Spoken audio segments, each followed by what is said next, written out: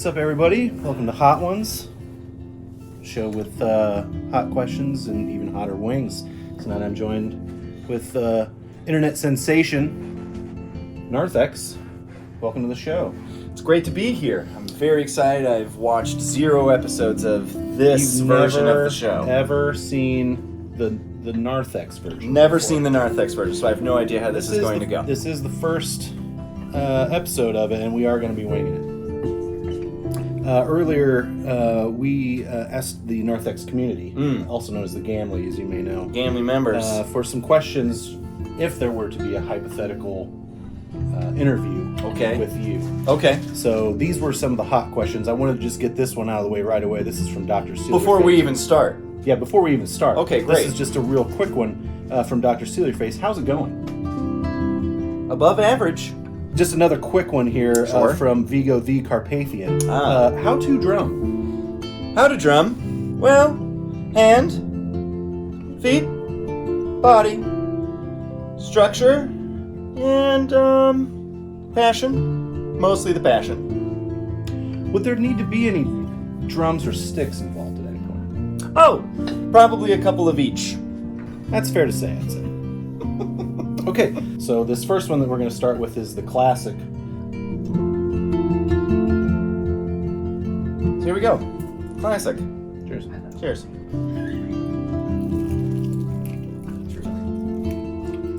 This one's coming in from Pajama Torture. Okay. Who's your daddy, and what does he do? Well, Ned Kaiser is my father, and what doesn't he do? Ned Kaiser is... I do. He's a good fella. I think this is probably as good a time as any also is to reveal that we're brothers. Right. So, there you have it. We're winging it, like he said. Since we have a lot more questions than we have wings, I'm going to go ahead and double down with another question from Pajama Torture, which was a good one. Please. Who are your drum heroes? A timeline. A timeline. Wow. All right.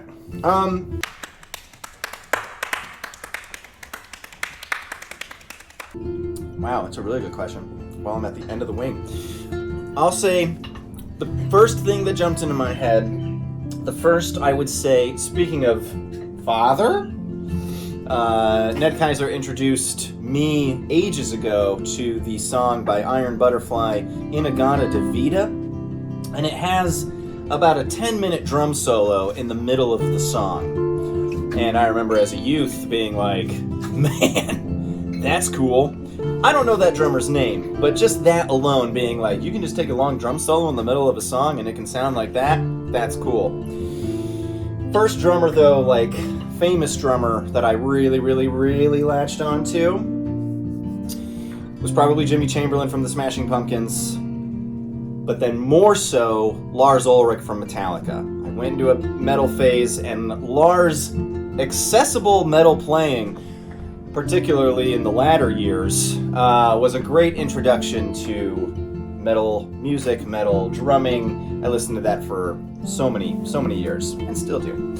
After that, John Fishman of the band Fish took over that throne on most my favorite drummer at the time, and still one of my favorite drummers of all time, top 3 for sure. So that got me a lot of variety, different styles, things like that. And then as I was kind of branching out between other genres and stuff, Dale Crover of the Melvins was a very big metal influence for me. If we go into Jazztown, Elvin Jones, I really like his playing style. He's a big splashy wild man on the drums. Who did Elvin Jones play with that people might recognize? Everybody. Okay. Everybody. But the recording that I have in my head is his performance on Live at Birdland with John Coltrane is a standout performance for me. And then, I mean, now we just live in an age where you can just watch the best drummers in the world on the internet, and it's like, all of these guys are my favorite drummers now. But, short list, those were the guys that really got me going. Very interesting. I'm very good at interviewing. Probably some Dave Grohl in there too, just because of his influence on rock music, rock drumming. Okay, I think it's time to move on to wing number 2. Should we move on to wing number 2? The Los Calientes Rojo. It's Rojo. Let's see what we got. Los Calientes. I'm only going to eat the one side. If we gotta put more on, we will. Getting a little more there. Quick question from Rob Kovacs. Kovacs! Did you buy your MagFest badge yet? Man, that's an excellent question. And unfortunately, the answer is no. But, maybe. Time will tell. But, Rob, I'm letting you down once again. I have not done that at the moment. Quick follow-up question, which you actually touched on the last one. Put a little more on. This is another one from Vigo the Carpathian. Okay. Father? You're becoming more like her. Yeah. Okay, I just had to throw that in there. This one from Jim Hall, also known as Tippy Toes Tawny. Oh, sure. Where's my baseballs? I think Where is My Baseballs is right next to the huge pair of lungs that the dog brought back. I think they're probably right side by side to each other. Oh, man. It felt good. Yeah. Okay, there we go. That's the stuff. Yeah. As long as you're still going on that one, I'm going to Rob ask Kovacs, you. I'm so sorry. Here's another good one from Vigo the Carpathian. Are you currently dialed in? Not as much as I should be. But this might take me there. There's a very good chance. This one's from Mouflon Cloud. The Moof. How about a favorite song that could be played both in a chill stream and a kill stream? Whoa! Honestly, Pajama Torture just requested it. It was loading theme from Valorant, or however you pronounce that. Like, that is... Pajama requested it at the last chill stream, and it was just like... Tonight's wings are brought to you by Lassen's Tap in Homewood, Illinois. Cannot recommend it enough. Ready to do this? Ready to do this. Let's do the out of order last dab, the second to last So dab. it's the penultimate dab.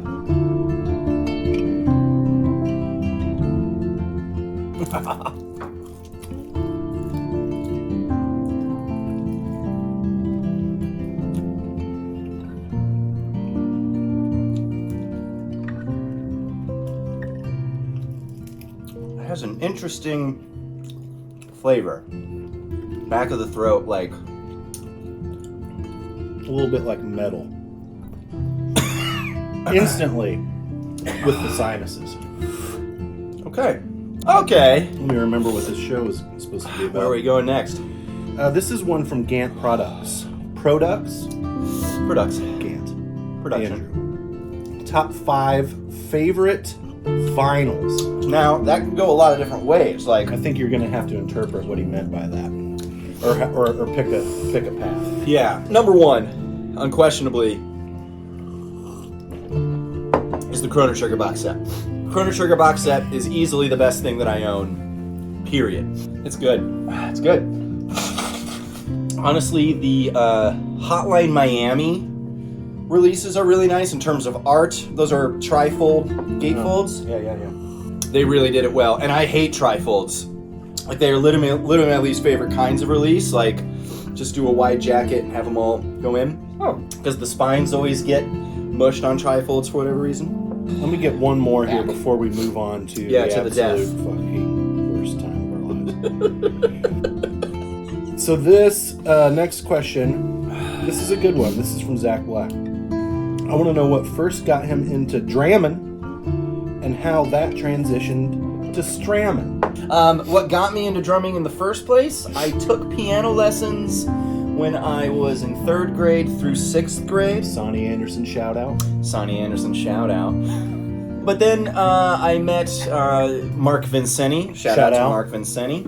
Get a little practice pad for my 12th birthday. So I started, and then I bought my first drum set. My parents and I split it. I mowed a whole lot of lawns to buy it, and my parents were very, very wonderful to be able to allow me and my brother to make a lot of noise. They really are good Upstairs. And then Randy and I, we played a bunch of music together, and then I just never Because stopped. I barely learned how to play guitar enough true. that we could actually he could play real drums to real songs that I tried to play. Then Stramming, it was literally because of Smooth McGroove. Smooth McGroove did drum streams also in addition to his acapella YouTube uploads, and so I would watch him do his thing on Twitch, and then he like disappeared from Twitch in like early 2019. So he was just like, he wasn't doing them anymore, and then quarantine happened, and I had to bring home my drum set from my office anyway, and it was just like, I'm gonna try this now and see what happens. And now here we are. It's been obviously a pretty good ride. It was something that we all looked forward to, certainly in those early and stressful early COVID days. Right. So, something that really was special to a lot of people for sure. It continues to be. Some of those people, aren't tuning in anymore, but we got a whole new, the family is just a beautiful carousel of peoples that we want to go to. Indeed. And I feel like we've landed, in Gamily 3.0. I almost feel like. Okay. Like over the past year, I feel like we've had some people coming in who have stuck around, like a crew that has really like hung for longer than, to be honest. I mean, I never expect anyone to hang longer than like 1 or 2 streams ever. So the fact that some of you keep coming back is just, it's really nice, and you guys are very nice, and I really, really do appreciate it.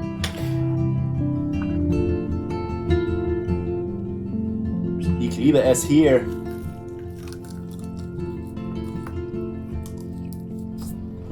So I have a round of questions from Joel Quack, 835. Sweet Joel! How often do you have to replace drum equipment? Like, does it wear out over time?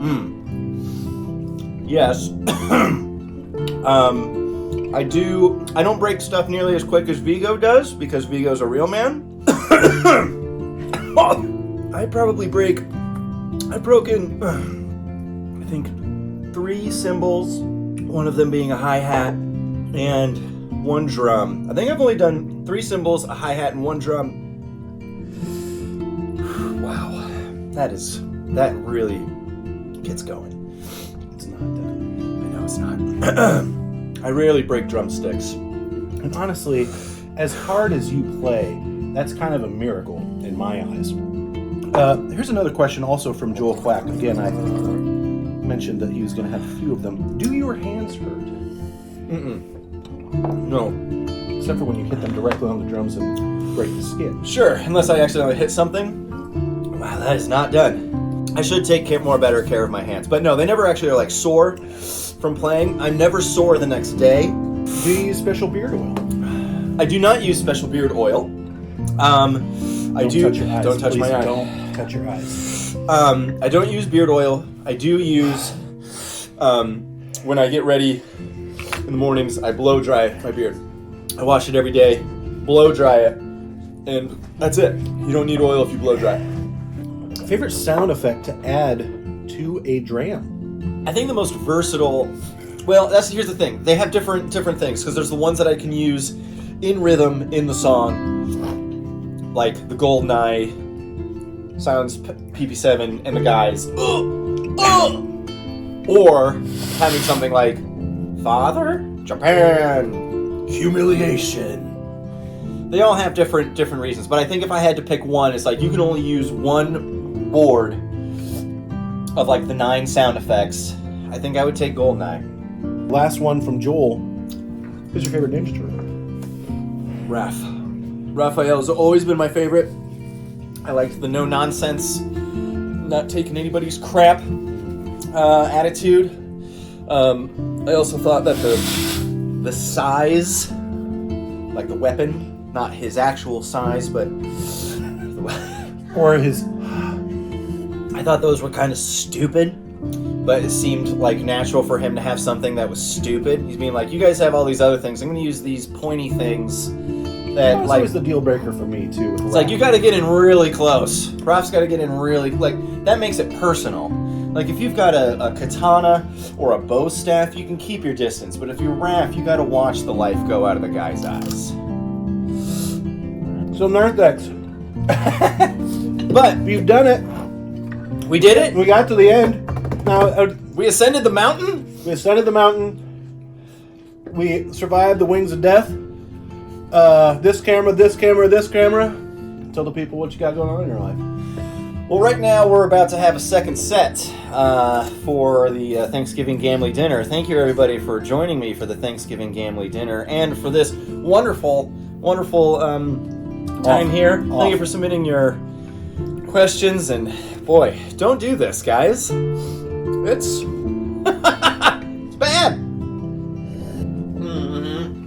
This is the Why'd you talk worst. me into this? Gosh. Meg, why did you let me do this?